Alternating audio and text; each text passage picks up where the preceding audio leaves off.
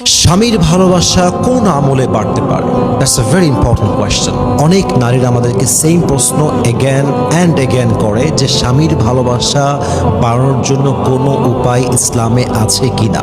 আজকে এমন কিছু টিপস এবং আমল বলে দিব যেই স্বামী তার স্ত্রীকে একদমই ভালোবাসে না, আর স্ত্রী যদি এই আমলগুলো তার লাইফে অ্যাপ্লাই করতে পারে, আমি গ্যারান্টি দিয়ে বলতে পারবো ইনশাআল্লাহ তার স্বামী তাকে কলিজা দিয়ে ভালোবাসবে। বলেন ইনশাআল্লাহ।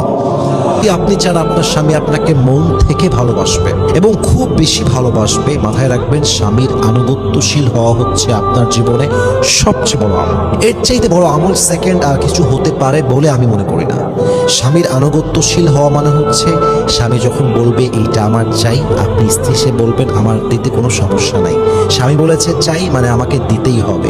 স্বামী বলেছে করতে হবে মানে করতেই হবে। স্বামী বলেছে যাওয়া যাবে না মানে যাওয়া যাবেই না।